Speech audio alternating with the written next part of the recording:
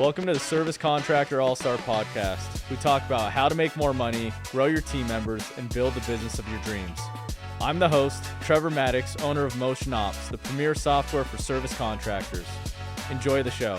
Hey guys, welcome to the Service Contractor All-Star Podcast. It's your host, Trevor Maddox with Motion Ops, and we're excited to have our guest here. It's Corwin Smith. So fired up for this episode, Corwin. And yeah, I mean, as far as it goes, for background, Corwin has a lot of experience in the services industry, and not only has he lived it, he also is a coach in the space currently. And so, you know, his background, he was doing medical sales, got frustrated with that, and then back in the time of the Great Recession, 2009, right at the peak of it, he decided to go launch his own restoration business down in Arizona. And first year, I believe, you grew at about 300%.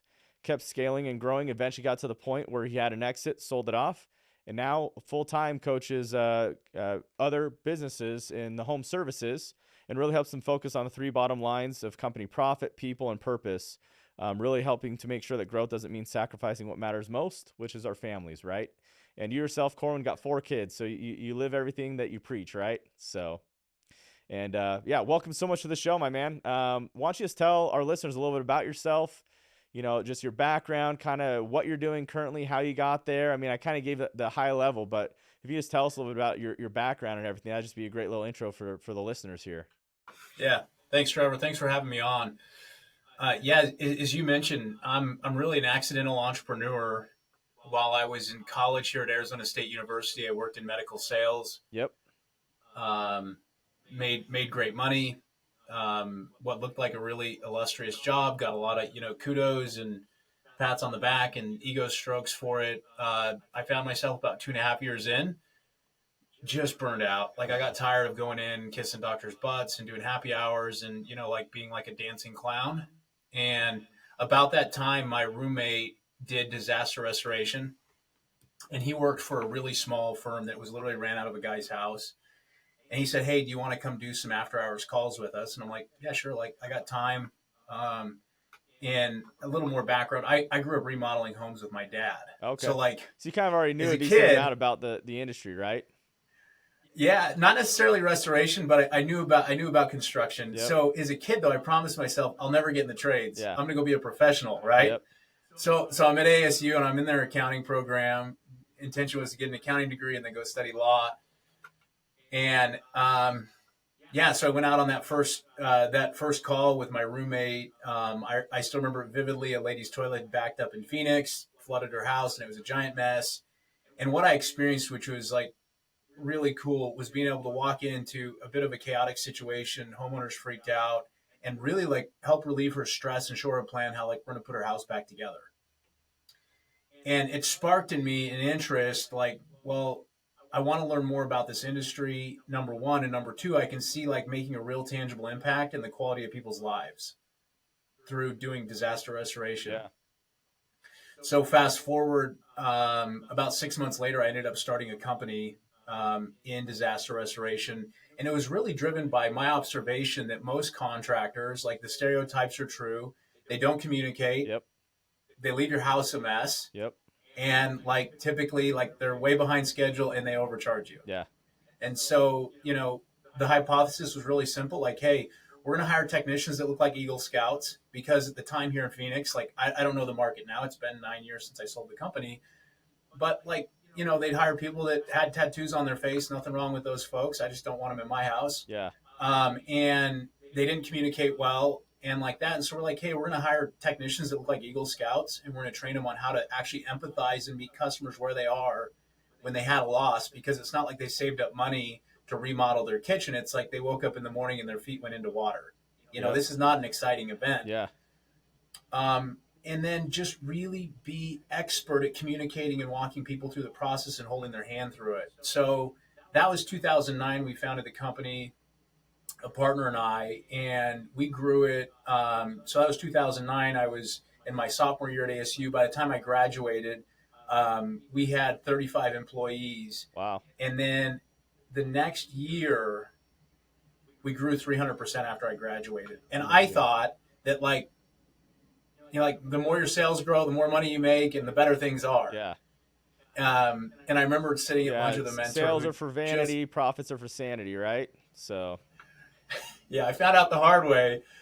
And I still remember vividly, I'm sitting at lunch with a mentor of mine. I'm telling him about like, hey, how our sales are growing and like what we're doing. He's like, Corwin, he's like, I got to tell you, like, it sounds like a bad idea to me. And I'm like, oh, this guy doesn't know what he's talking about. yeah, You know, I'm too proud and too much ego. So on the backside of that, on the backside of 300% growth, we literally grew broke. Like we just ran out of cash. yeah, I didn't know that could happen. Our line of credit's maxed at the bank. We have about 3.5% net. And my company culture was just a total disaster. Like what, was controllable at 15 or 20 employees became really uncontrollable at 45, 50 employees. yep, And I don't think I could have worked any more hours. Like it just wasn't working anymore. And that's when I got introduced to a book called Scaling Up by Vern Harnish. I joined Entrepreneurs Organization, or EO, in 2011 roughly, and some of my peers in my EO forum had recommended I read the book. And it was reading the Scaling Up book by Vern Harnish and hiring coaches to help me. I turned my company around financially, got my company culture to where I actually intended it to be, which was like highly professional guys that looked and dressed and acted like Eagle Scouts, like just really nice professional people. yep. And I created significant freedom or autonomy for myself. I was working about 20 hours a week. It's great. And creating that space for me, it gave me time to start asking big questions. And a part of like the big catalyst for change in selling the company was my mom died at 53 from congestive heart failure. And so the coupling of my mom's death and having space to think, I was like, I want to do something that I feel like is going to make a bigger positive impact. Yep. And so sold the company in 2016 and got into coaching and helping organizations, business owners, and their leadership teams implement scaling up in their companies. That's awesome. Now I want to take a step back here because, the story's interesting. I love a ton about, your background and everything else, Corn. So with your restoration business, you're going from kind of break even, verge of like maybe running out of money and everything else, and you're able to turn it into a profitable entity. What were some of the things you changed systematically? And you also talked about a culture shift. Like, Can you tell me a little about like what you did to turn things around so quickly? Yeah, thanks for asking. So there were a few things. Number one, we were paid like 98% of our projects were paid by homeowners insurance companies or commercial insurance companies.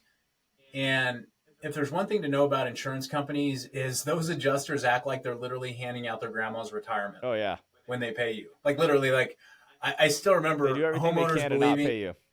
Yeah. So like homeowners believing that like, oh, you guys have a blank check, and friends of mine thinking like we just went into people's homes or businesses and we had a blank check, and I'm like, no. These people have national data on what things cost. Yep. Like everyone uses Xactimate software. It pulls in national data. It's updated weekly on labor rates and material rates. And I mean, it is very sophisticated. And these are multi-billion-dollar corporations. Like they count every single nickel. Yep. They know what things cost. Yep. So what had happened was our attitude was like, hey, we're going to make friends with the insurance companies. This will actually help our business grow. So we're not going to put a lot of pressure on them to pay us. Oh. And that worked until it didn't. Yep. Right? And that worked until it didn't. So what happened was leading up to our 300% growth, we probably averaged anywhere from 12 to 22% margins. It swung kind of widely.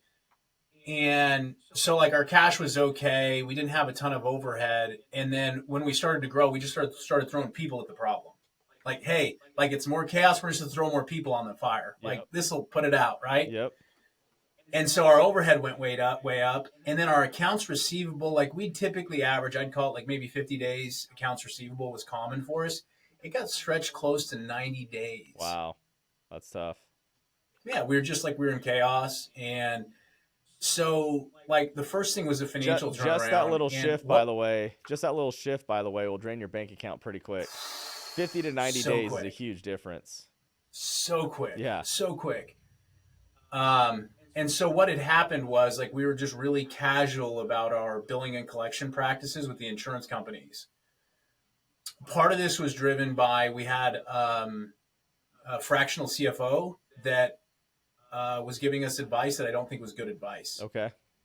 Yeah, that was part of the problem too. Is like me as a business owner, entrepreneur, I studied accounting, which by the way, when I got to accounting 301, I think it was, which is financial accounting, and all the numbers are backwards, like debits are credits and credits are debits, and like I just tapped out and I just switched over to a business management Yeah. degree, which Yeah. was like worthless. But that's a different story for a different time. So so like I never wanted to actually learn how the financials worked in my business. So when it grew broke, I went to my CFO on our weekly financial meeting. I'm like, dude, like my bank account's empty, our line of credit's maxed. Where's our money? And he's like doing spreadsheet magic. And I still remember it was a Thursday morning. I said, dude, like you're fired. Yeah. We're done. Yeah. Like I got to figure this out. And so inside of scaling up, there's a specific, I like to call them tools, a mental model, call it what you will. By the way, that CFO is like, yeah, the money's there, right? It's all there. Oh, It's like, oh, the money's yeah, it's there. just not in It's my just bank account. it's in the customers and the insurance company's bank accounts, not ours. Exactly. Yeah. So inside of scaling up, there's this tool. It's called the cash tool. It's capital CAS, lowercase h, and it gets into the four major components of your billing and collection cycle. And so what happens was my leadership team and I sat down and we worked through this cash tool and we figured out where can we start shaving hours or days off of our billing and payment cycle. Yeah. Hours or days. Like we started with days and then we got down to hours. And so what shifted for us is all of a sudden we started taking orientation around like, okay, like how early can we bill our customers without having any major issues? Like some of them may push back, but we're going to bill as early as possible. When we send the invoice to the insurance company that they just happen to lose, like every time, we'd send it to the insurance company. Then 2 or 3 days later, we'd call up and make sure they got the invoice, number one, and number two, get a commitment to when they were going to pay it. Yeah. I always ask for a tracking number. What's your tracking number? Because they always say they've sent it, but they really haven't, right? It's like, what's my tracking number? That's always my follow-up question. So we started to follow our money, Yeah. right? All the way through from the insurance company, the adjuster to the homeowner, all the way through. And we got our AR from 80 something, 90 days, all the way down to the lowest we got it was 23 days, which was That's amazing. outstanding. That's amazing. It got stretched a little closer to 30 over time, but 23 days. And it came from us just literally having regular, consistent touch points with both the insurance companies and our customers to follow our money. Great. That was number one. Number two, we shifted how we paid our vendors. When we were smaller, our vendors would come ask us for payments like every week or 2 weeks. And we're like, oh, sure, we'll pay you. Like we want to have good relationships like that. And so we figured out is like, no, we got to put our vendors on terms. And so like the bigger the vendor, the longer the terms we tried to get from them. Yeah. And then we went every 90 days to vendors and figured out like, can we stretch our terms even further? Like, oh, well, you're at 45 days. We never said that was good enough. We said, oh, we're at 45. Can we get 50? Yeah. It's great. Yeah. So we just started stretching our vendors wherever we could. The smaller vendors we had to pay quicker, otherwise they wouldn't work for us. But bigger vendors, we could get much bigger credit. And then the third thing was we fixed our profitability problem, which we weren't aware we had. What did you do to address the profitability problem? So what we did is we actually went through our customers and looked at our profit by customer. So like what accountants call this sometimes is like a candlestick graph of your profitability, but we actually looked at our customers and we looked at our profitability by customer and then by customer type. And what we figured out ironically was we had two, you could say major divisions or components of our business. There was an emergency component, which you really have to screw up to not make money there. It's very profitable. It's equipment rental and labor. The other part is the repair component, which is more similar to traditional construction. Yep. And what we figured out on the traditional construction component was when projects got over $25,000 on a repair side, we weren't going to make money on them. Interesting. We did not have internal project management capabilities to make money on those types of projects and the complexity. So what we figured out was actually referring those out to a strategic partner and taking a referral fee that went right to our bottom line was better than us trying to manage those projects profitably. We did not have the internal core competencies, nor did we have a team that wanted to develop the core competencies to be expert at it. So we just started letting those projects go, which our competitors thought was crazy because oh, that's $250,000 of revenue you're letting out the window. And we're like, no, for us, we're probably going to lose money. So we're not doing it. Sometimes the bigger the project is, the harder it is to actually be profitable on it, right? Exactly. Yeah. So that was the second move we made was going through and figuring out all right, where are we actually making money? Let's do more of that. really simply. And where are we not generating really great gross margins that are on target for us? Our target was 40 to 50% gross. Then like, we're just going to quit doing it. And that's what we did. Wow, that's awesome. Some big So shifts. we took a revenue hit in the short run, but our profits went way up. And as you said, revenue is vanity, profit sanity, and ultimately cash is king. Yeah, that's awesome. And then I'm sorry, but you said that you transitioned to wanting to coach. You wanted to get more fulfillment, right? So did you Yeah, exit the business, sell the business? Like what's, yeah, maybe good explain that a little question. bit. Yeah. Yeah. Yeah, so what happened was, so we did the financial turnaround, then we did the cultural turnaround, and some pieces of that were like simple things now for me. Yeah. Um, I had a mentor that's like, "Hey, Corwin, you need core values." So my buddy had a really innovative commercial real estate firm, and so like we just kind of borrowed his values and like pasted them on the wall. It's awesome. That like they sounded good, like they all sounded amazing, and they were thoughtful. They were not authentic Yeah. Nothing to to our do for you organization guys, or right? our Yeah. orientation, right? So like a piece of that, like we were kind of living a lie unintentionally.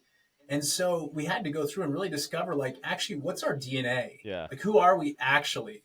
Why do we exist beyond profit and jobs actually versus what sounds good? Yep. Like what's true for us and cultivate that and then start managing our people and hiring to those values. Number one.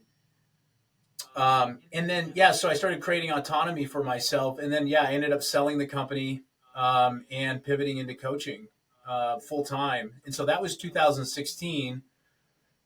And I've spent the last 9 years, I've worked with, gosh, companies in seemingly every industry, but probably over the past 5 years, my practice has really pivoted into working by and large with companies in construction and home services. It's awesome. Um, I, not to knock on other industries, I just think like there's more resonance and alignment from a values orientation I have with those folks than I did with companies in technology or cannabis or other industries like that. Yeah.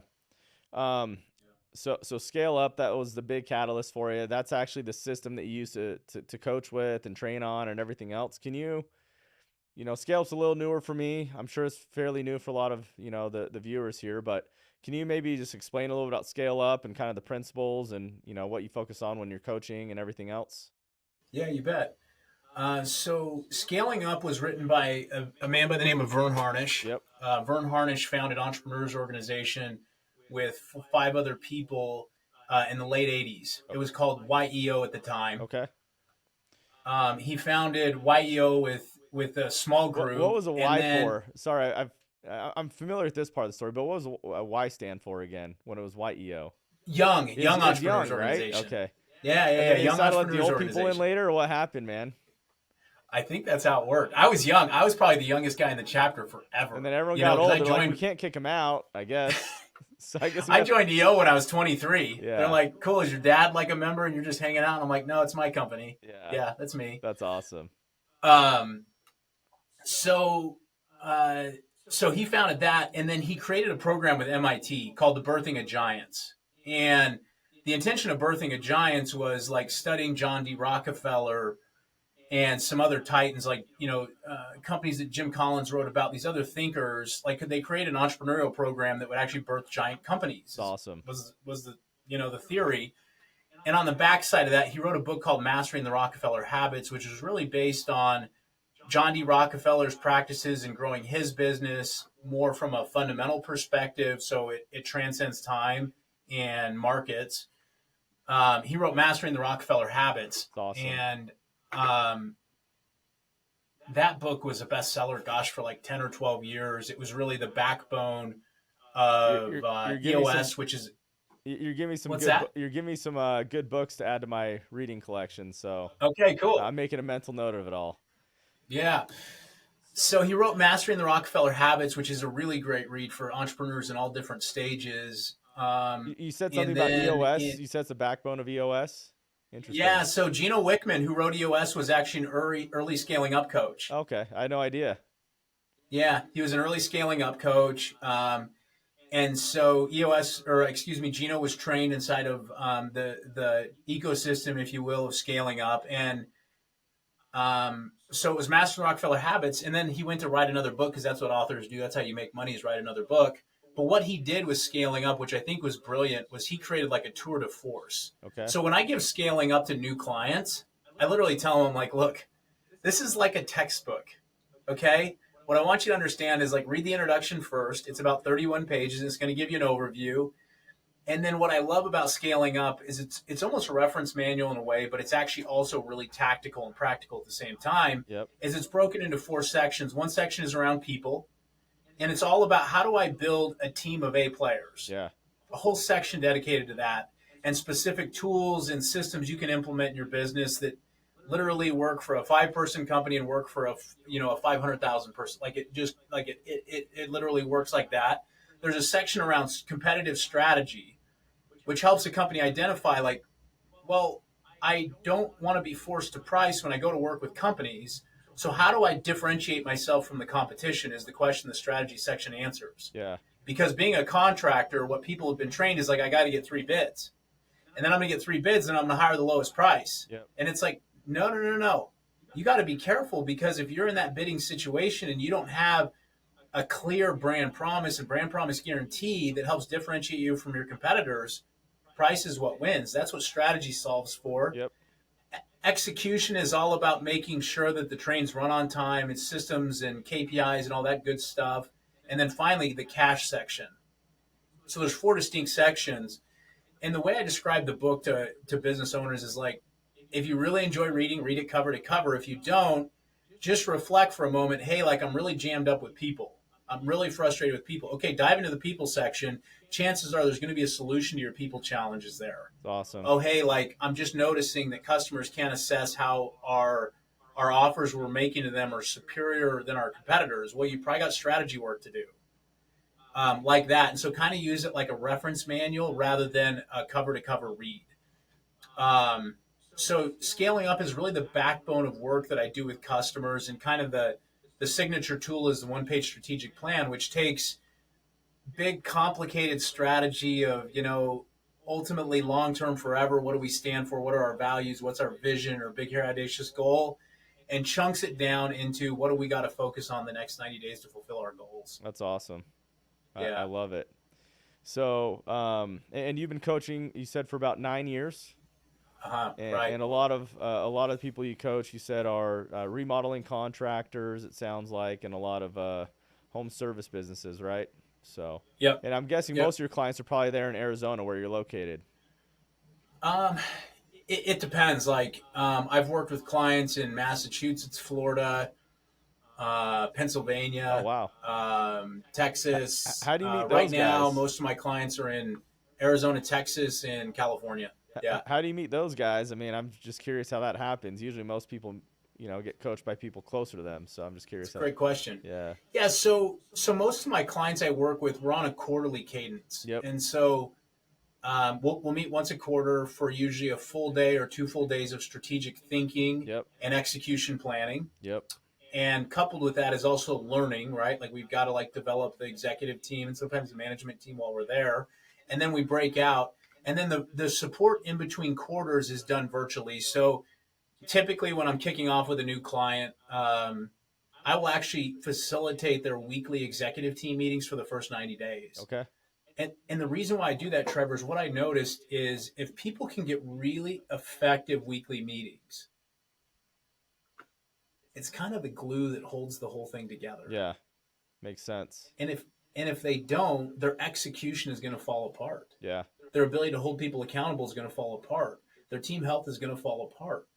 And so I facilitate those weekly meetings for roughly the first 90 days. And then after that, we'll typically pivot into just a monthly, management team meeting. So sometimes it's the executive, and if they have a layer of mid managers, that team together. And we'll spend anywhere from 3 to 4 hours together in reviewing the strategic plan, doing strategic thinking, solving big issues, and learning, and, breaking out like that. So that's fantastic. I love it. Yeah.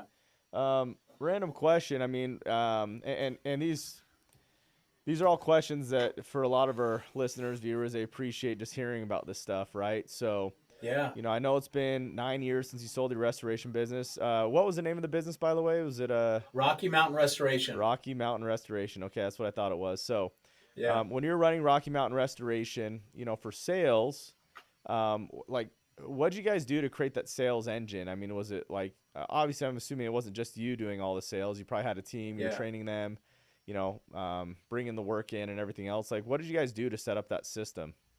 it's a great question. We had um, we had two different sales focuses, you could say. So the first sales focus was around developing relationships that were going to refer us business. Yep.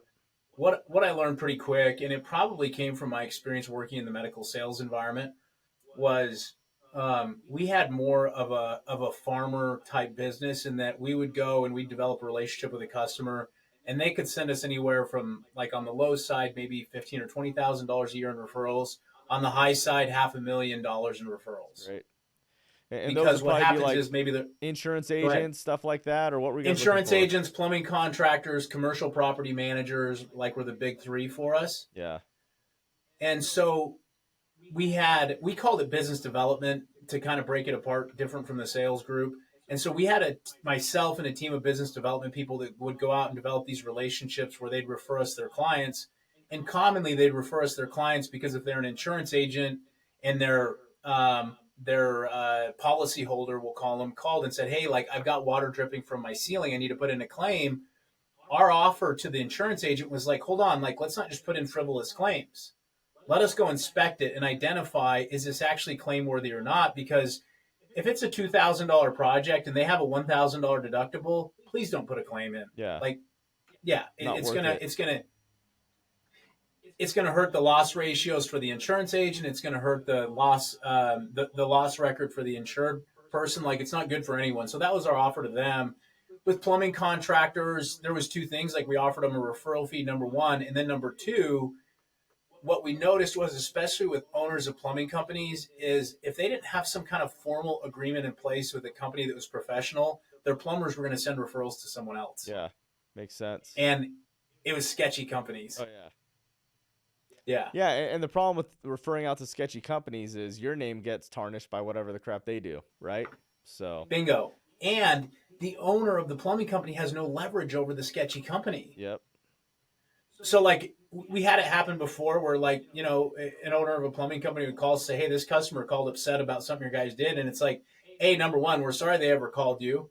Like, we gave them my contact info, project manager, like, they had all the contact info. No worries, we're on it. And number two, there's no worse outcome. Yeah. Like, if we have to give customers some money back or whatever it is, like, we're going to make this right. So your reputation is not just, like, not tarnished, but you actually look even better and more trust because of the way you take care of customers. Yeah. Yeah. And then yeah, the go commercial ahead. property managers. One thing too, I mean, insurance agents. You mentioned the referral fee for the plumbers. Insurance agents obviously probably can't because of a lot of their regulations they have. We never offered to pay him money because, like, as far as I understood, like, if I had a state farm agency and I got paid referral fees for losses or claims on my book of business, I could actually lose my state farm agency. Exactly. Yeah, you're not supposed to Not do worth that. it. There's a lot of issues in that industry for referral fees. I just bring this up, educating listeners and stuff like that. But on the Yeah. commercial property managers, that's another interesting angle. Like, what sort of agreement would you have? Like, how did you, what did you do to kind of, I guess, grease the pumps of that one? You know what was interesting?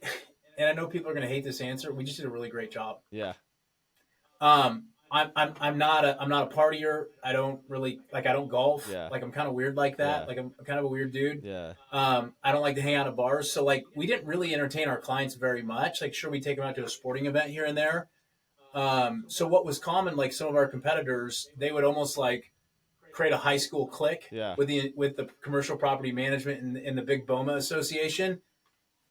I'm too socially introverted. I didn't care to. So what we focused on instead was, like, hey, like, if you're interested in, like, having, like, some kind of clique or something, cool, like, work with those guys. However, if you're interested in, like, you have a Class A property and you're concerned about how fast can the company show up, are the technicians uniformed and super professional, and number three, are they going to do, like, really clean work and work fast, then you want to hire us. However, if you don't have a Class A property, you don't really care, like, your tenants don't care about professionalism and low noise and these other things, then hire the other people. That's awesome. Yeah. And you never had to do referral fees, right? Obviously, Never if they're for hiring commercial you. property Yeah. managers. They never asked. I think it's probably a conflict of interest, Yeah, I would but agree. yeah, So another sorry, follow-up questions. I just like yeah, jamming on this stuff. yeah. Um, like regular do you have regular patterns of trying to follow up with these people and staying in touch with them? Like, did you have a system for that? Like, what were you guys doing? Yeah, it was like a milk route. It was like a milk route. So I had a team of biz dev people. My target for them was to hit 12 to 15 contacts a day in person, Oh wow. primarily. Um, so like they had routes, like, they had routes built. They'd go drop into the insurance agents, the plumbers' offices, 12 to or the 15 a commercial day is property wild. managers. What's that? 12 to 15 a day is wild. It wasn't really, Trevor, if you think about it, like where we're at in Phoenix, 12 to 15 of those contacts could be within maybe 10 square miles.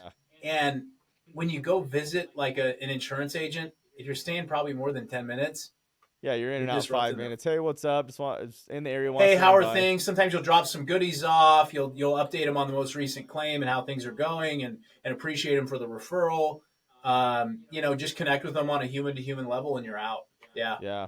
And those biz dev people, that's probably a good chunk of what they do, is just maintaining those relationships, maintaining the that's all they pipeline. did.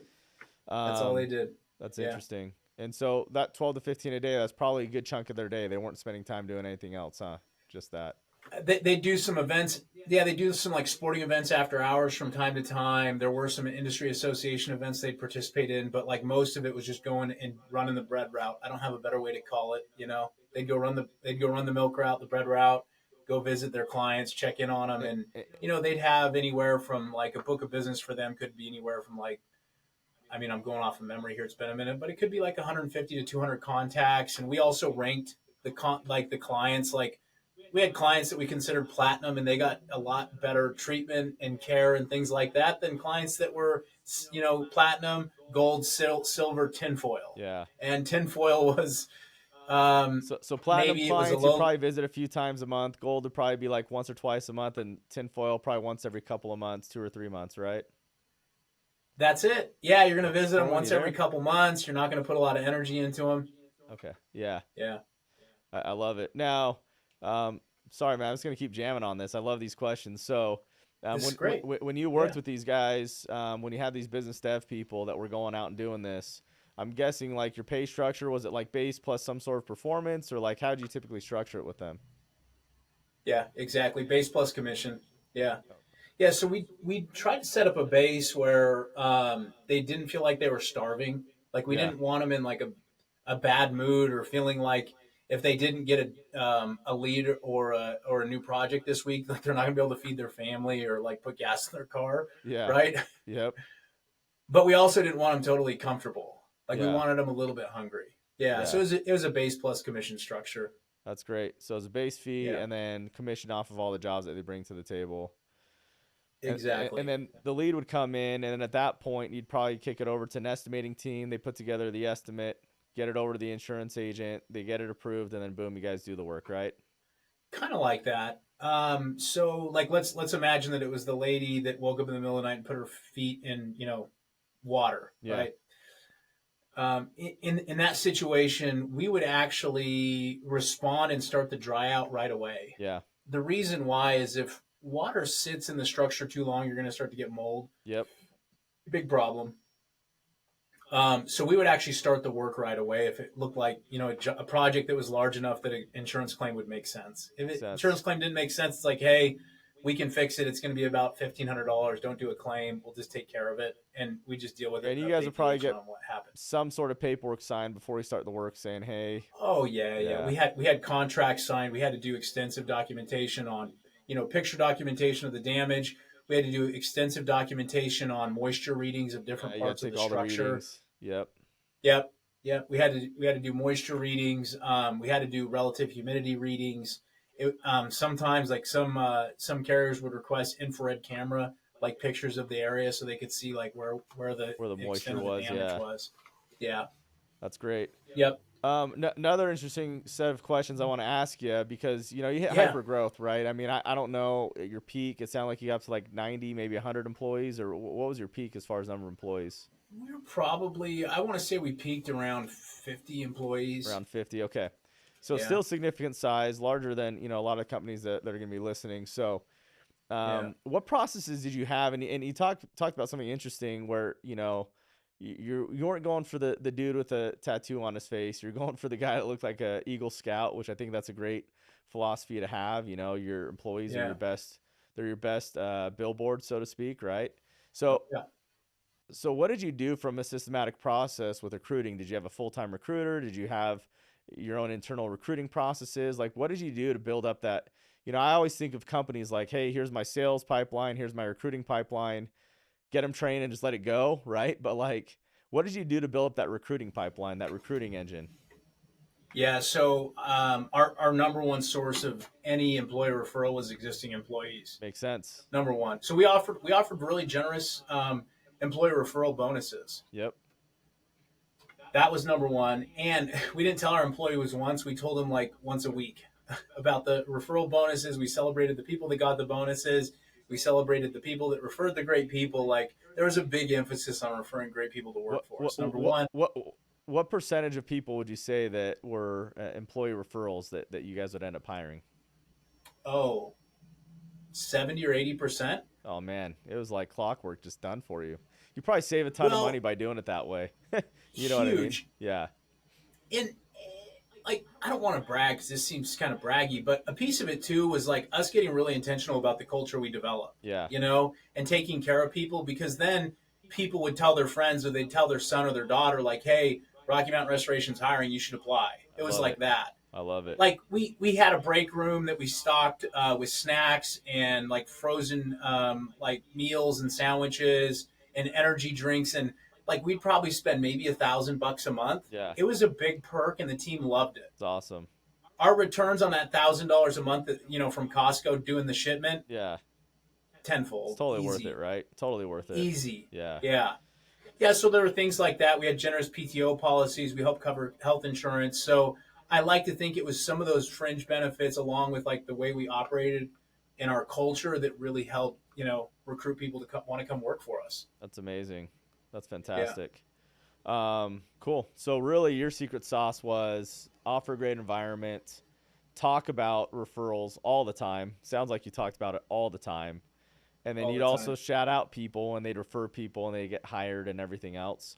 What was your Yeah. structure like? Hey, you refer someone, they stick with us for 90 days, we pay you $500, $1,000. Like, how would you do that? We paid, gosh, offhand, I believe we paid up to $1,500. Okay. So there'd be an initial hit once they got hired, Yep. another bonus at 90 days, and then a final bonus at 1 year. And we would also pay a bonus to the person that got hired. Oh, It was okay. both. That's We awesome. paid both people a bonus. Yeah. You bonus out people enough, they're going to keep referring in people, right? So Yeah, now exactly. I'm going to go on the flip side of this to see how you handle this because when you run these programs, the referrals are great if their referrals are great, but sometimes you get not great qualified people applying, and that can be an awkward conversation sometimes. Like, how would you address that? For sure. For sure. Why didn't you hire my friend? Yeah, Yeah. We'd ask them, like, do you think they really had the skills required for the job? yeah, good Yeah. point. You really think they're ready, huh? And then it's like, Yeah. maybe they they think twice about referring someone who's probably underqualified. So, Yeah. So what was interesting was like for our emergency services team, we hired way more for attitude, core values, like mindset than we did for skills. because you can probably train that up pretty quick, right? We can train it so quick. Yeah, the Yeah, emergency but services for our not a lot of repair training. team, like drywall, matching drywall texture it's like Da Vinci. Oh I mean, yeah. it is so difficult, Yep. right? The guys that can match drywall texture are, like they're artists. Yep. That was a different situation. Yep. Yeah, that was a different Yeah, situation. definitely higher on the skills side as far as hiring, right? So, On repair. yeah. Yeah. Yep. And I'm just curious. I mean, so you guys kept obviously your remediation in house. You guys kept your drywall in house. What else did you guys keep in house? So yeah, all remediation we kept in house, like dry out things like that, like tied to emergency services. From a repair perspective, it depended on the size of the project. So if the project was under that $30,000 threshold, Yep. we'd self-perform most of it. Oh, it's great. Um, So you had guys that could do limited like plumb. Go flooring ahead. and other stuff too, then, right? Yeah. Yeah, yeah, yeah, yeah. Like basic flooring, right? Yeah. So if it was like, hey, it's a project under 30 grand and the house needs like 3 rooms of carpet, our guys weren't going to do that. Yeah. If it was 1 room of carpet, that's easy. 1 room of pad, that's easy. Paint, we almost always kept in house because paint was easy. Drywall was easy. The hard thing with drywall is it's hard to match texture. Yep. And we had a couple drywall guys that were like artists. They could make texture match Awesome. like just incredible. So that we kept in house. We kept trim in house by and large. Um, It, you it, know, like you know, it, fixtures for plumbing stuff like that we kept in house. But yeah, like HVAC, we didn't touch and that. then your shift is you're like, man, these $200,000 jobs, we're not really making any money. Instead of us trying to sub it all out, manage it ourselves, we're just gonna go ahead and ship it out and probably collect, I don't know, 5% referral fee or whatever. Yeah, we'd collect anywhere from 5 to 10% referral fee from a strategic partner. They were thrilled for the work, and like the way I looked at it was like, we just got 10% net profit for making a phone call. Yeah, for not I will doing do anything. that every day. Yeah. Why not? That's like amazing, right? Yeah, yeah.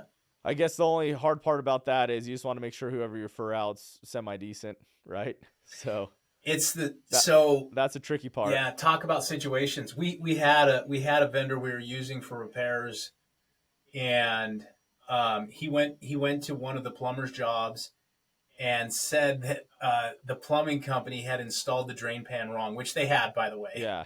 They did install it wrong. That Yeah. was correct. Yeah. That was factually accurate.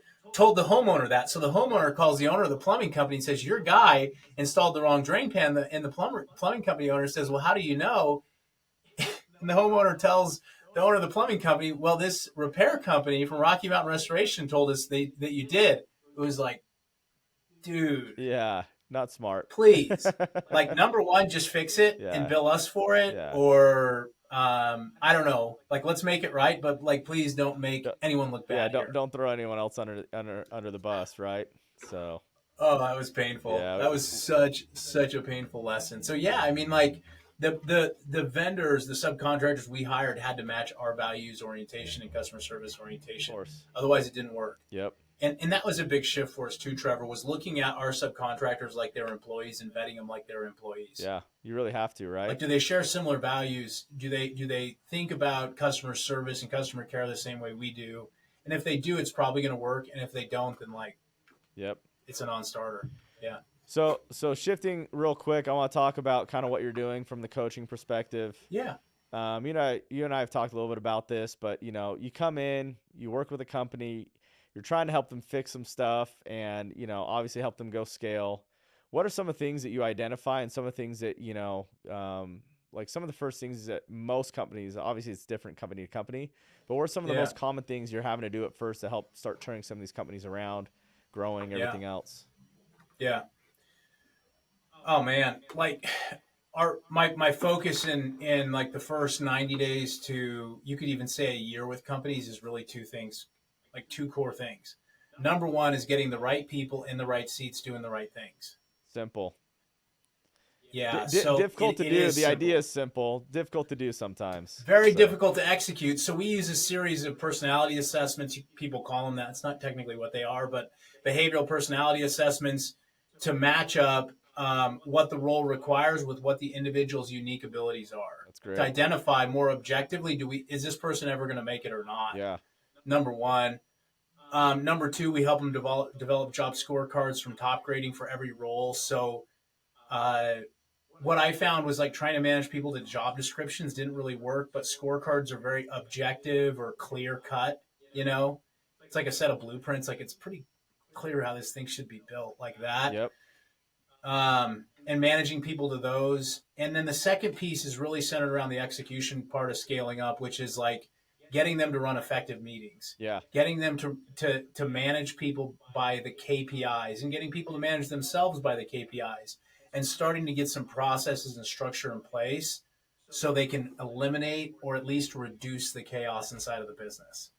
Yeah. I mean, those are our big businesses focuses. Always have chaos. Just depends on how much business to business, but there's always chaos. You just get higher quality problems. Yeah. I have a client that started working with me in late 2018. They're a structural steel company, and they've grown 250% since. Wow. I mean, they were $26 million when they started. Yeah.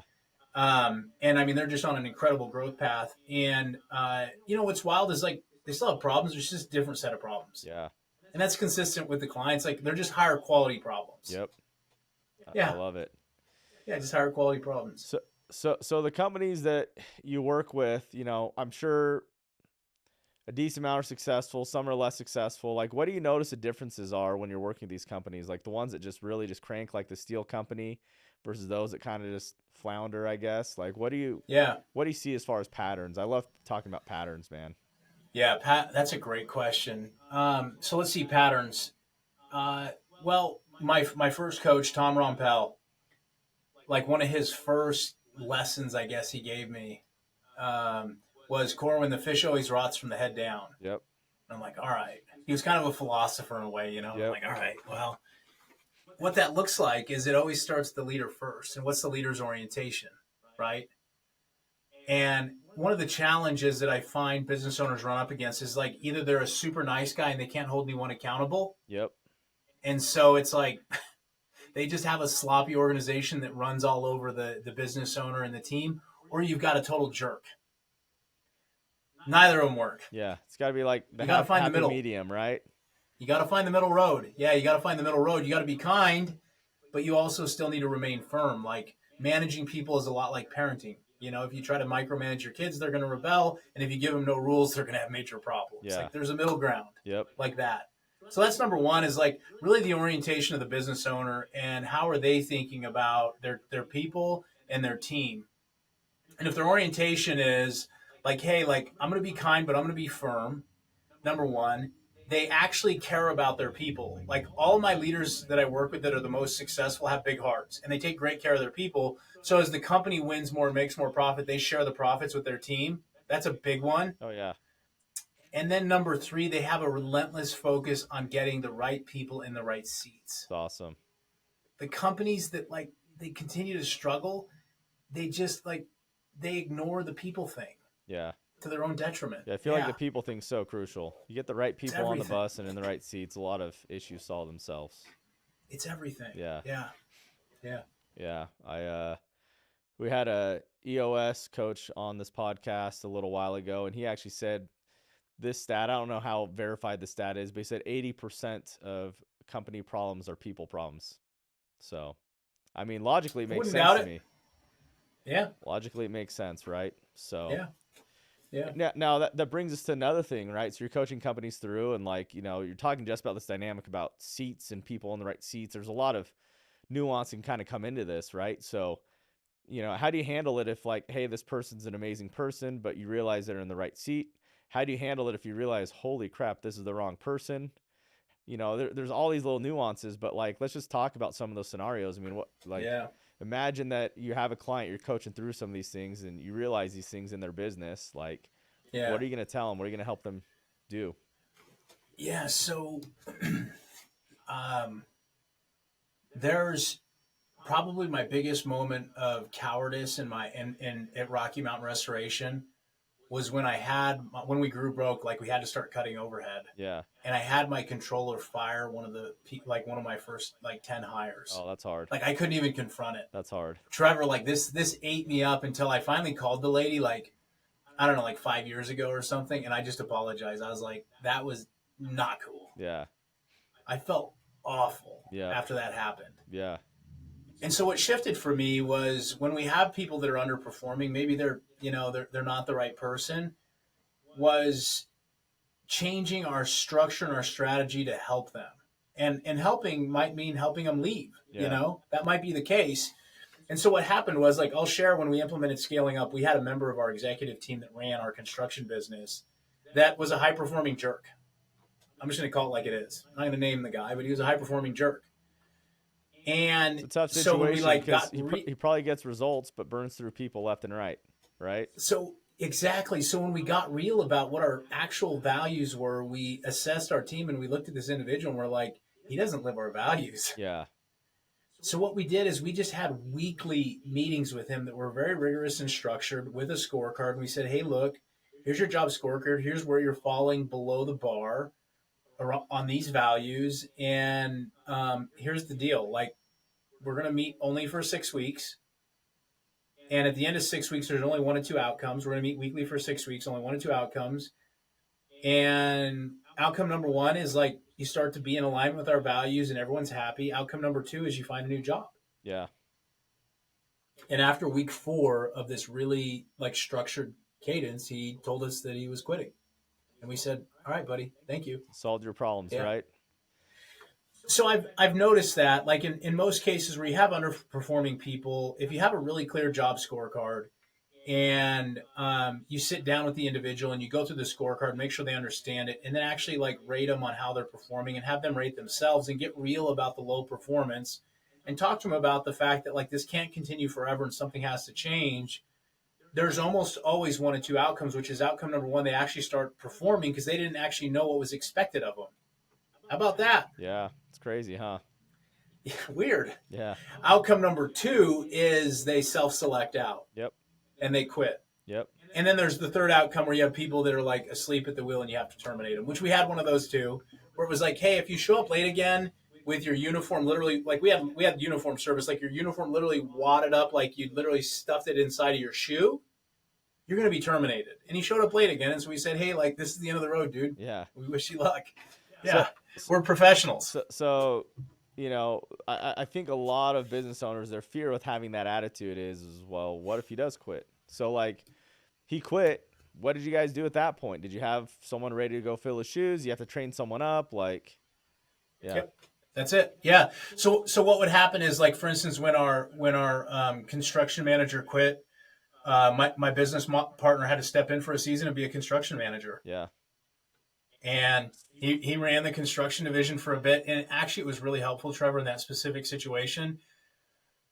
We noticed things that he was doing that weren't in alignment with our proven processes or our core processes. Yeah. He was deviating. The team was like the team kind of got squirrely. I find that sometimes as a business owner or executive, if you got to fire someone and go fill their shoes, you can find tons of inefficiencies. You can find ways to improve systems. You can train the next person better. It gives you some time to develop someone for the role. But yeah, it's usually actually a very positive thing. So yeah, like you don't want to like force this thing, on all your team members at once. Be really smart about it and wise, and ensure that you do have the structure and support to backfill. Yep. But it was one of the best moves for our company, I think. And what was wild was there was a superintendent that had worked for us and he was high performing and he left, and we tried to recruit him back for like probably a year. Yeah.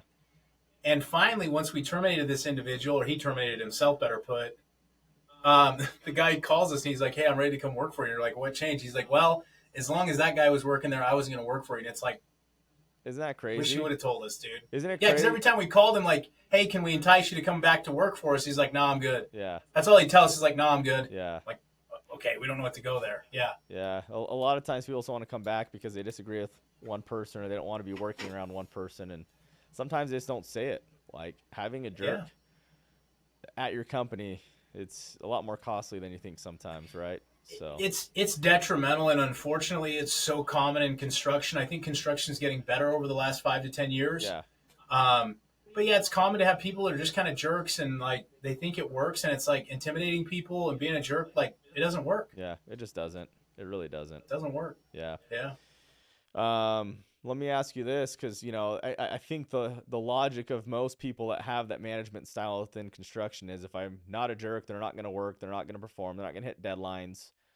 What was your take as far as how to manage a project efficiently, to hit deadlines, to hit all of that without being a jerk? Like, what was your philosophy? Like, how'd you guys handle that? Well, so like a few things. Number one, like we had work in progress meetings every week where we reviewed project progress with, how much costs had been spent so far, how much revenue had been earned, how was it on schedule, off schedule, like that. So that was really rigorous practice. Number one, so there was accountability there. And then number two was we bonused our PMs and the division head on profitability. It's awesome. So if you tie incentives back to the right behavior, you're going to get the right behavior. Yep. So that's it. Let them manage themselves, right? That's it. That's the goal. Yeah. It's fantastic. Corwin, I really appreciate you being here. There's a few last questions we like to ask our guests. Sure. Feel like for myself has been super insightful. I love just diving into practical applications of like how people are executing in different businesses, in different segments, and just what you do from coaching. It's just very interesting to me. I feel like in our podcast, we try to dive a lot into the nuance. I feel like a lot of podcasts is very superficial. But it's my opinion that the nuance, that's like the little things, the little details that we talk about, like that's where the magic sauce is, right? And so, for any listeners, a lot of this stuff, it's like, oh, I kind of do it. It's like, no, pay attention to the exact things systematically that Corwin's saying, doing, and how he's handling it. And that's where you can have, literally night and day changes within your business, right? It's not kind of sort of doing it. It's like the exact things that he's doing. So, for our listeners, there's a couple of questions we always like to ask. So if you had to choose one book that you could say is the best book ever, your favorite business book that anyone you could recommend that they read, I'm sure it's probably scaling up, but maybe if you want to tell us what book it is. And then also if you had to choose one business mentor you could spend an entire day with, picking his brain, her brain, who would it be? So book and person. Yeah. Ironically, it's probably Good to Great by Jim Collins. Yeah. I love that book, by the way. It's an amazing book. Yeah. Super insightful. It's earlier in my, entrepreneur journey, I didn't have a lot of listening for Jim Collins because it was all big companies, Fortune 500 companies. Yeah, you're like, oh, that doesn't apply to me, right? Doesn't apply to me. Yeah. But what's fascinating is in my coaching business, I work a lot of Jim Collins concepts with my clients, and I watch how clarifying their hedgehog concept or their flywheel reshapes organizations for the better. So many organizations are so scattered with what they're trying to do. It's like, just focus. Exactly. Just focus. Yep. Just focus. Yeah, just get really focused and become expert at something. So, I'd say, Jim Collins, Good to Great, hands down. And you got to apply it. That's the key, is like reading it's not going to do much. You got to apply the principles. That's number one. Something interesting about that book, I've kind of dove into this, and I'm fairly certain that both Amazon and Google have hired Jim Collins like multiple times to like come in and coach them on how to apply it to their own business, which they're like two of the biggest, baddest, most powerful companies in the world that are like, hey, we need these lessons to be living and breathing within our business. So I thought that was pretty interesting. Yeah. So yeah. Jim Collins talks about when Jeff Bezos hired him, I think in '99. Yeah, like way back for in one the of day, their board right? retreats. Yeah, and clarified their flywheel with them, and I mean the rest is history. Yeah, I mean they are just on fire. And then like business leader I could spend a day with, probably Elon Musk. And I know that's such like an easy fanboy response, but you look at what he's accomplished in just one of his companies. it's unreal. Like, I don't think one company. I've never seen anyone do anything even close to what he's doing right now. I don't think number one, like I don't think he's human, right? And not like, only is it one company, sure, now he's like getting involved in the government, and it's like, he's in the freaking government. like who's ever done? Like, I don't think anyone's even come close to what he's done, and I don't fathom. Like, my head can't even fathom how he's doing what he's doing. Right? Like, I can understand how a lot of leaders do things. I just like he's just in another plane. I just don't even understand it. So, and has like 10 or 11 kids or something. Like, yeah, it's wild. I don't know how he is as a father. It's not me to make a judgment on anyone and how they parent. But like, he shared in his most recent biography about his, I'll call it his algorithm. Yeah. For like efficiency and creating efficiency. And like, that's just been a game changer for me to think with, is that algorithm. And I love like, stop doing stuff that's wasteful. Yeah. Is like number one. Yeah. Yeah. Yeah. Why are we doing it? I read that. I need to go back and reread it, but it was super insightful. Like, stop doing stuff that's wasteful. Look at like the raw components of whatever you're trying to build. Figure out what it should cost based on that, not after all the markups, and figure out a way to get to that cost. Like, it's really interesting. So, well, and what was fascinating in his biography was this story about SpaceX. Yeah. And when they're going to build a rocket, and basically like all the engineers and everyone told him that like, oh, they say you can't do that. And what he did was he's like, no, who's the they? Yeah. Oh, it's this department. No. Who is it? Oh, it's this title. No. Who is the person that said we couldn't do it? Yeah. And I find commonly, like myself, where I get like stuck mentally, or companies sometimes I work with, like these invented rules or laws for how things can and can't be. Yep. And then when you start to ask, like, get deeper and deeper and deeper into first Why does it have principles to be thinking, that it's way? like it's the game of telephone. Yeah. Yeah.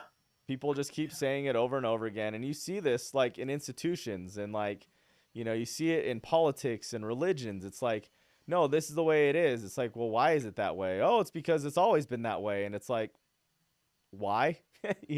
And when you keep asking that, it's like, oh, there actually isn't any reason aside from the fact that this one random dude brought it up and people just repeated it, even though it made no sense at all. Right. That's right. Yeah. So Corwin, I've loved this. I hope our listeners have loved, this recording. I've really loved jamming with you and everything. For our listeners, likewise. if they want to get more Corwin Smith in their life, maybe they want to reach out to you about potentially coaching them, helping them in their business. How can they reach out? Like LinkedIn, email. Like what's the best way to reach out to you? Yeah, so I'm on LinkedIn. I've started publishing content again recently. We'll see how long it lasts. Nice, I love it. That's amazing. You get fired up and motivated for a few months, and it's like, I got other stuff going on, right? It's the hardest game. It's the hardest game, but this time I'm really committed, so we'll see. But yeah, so I'm on LinkedIn, and then you can also find me on my website, www.culturetocash.com. That's awesome. culturetocash.com. And just like glad to connect with entrepreneurs. And, even if you're not ready for coaching, you just got a question, I'm happy to give you some of my time and see if I can. That's awesome. Well, I love it. And thanks so much for being here. Thanks to our audience as well. Again, this has been another episode of the Service Contractor All-Star Podcast. Until next time, guys, we'll see you. This has been the Service Contractor All-Star Podcast. We talk about how to make more money, grow your team members, and build the business of your dreams. I'm the host, Trevor Maddox, owner of Motion Ops, the premier software for service contractors. Join us next time for more amazing content.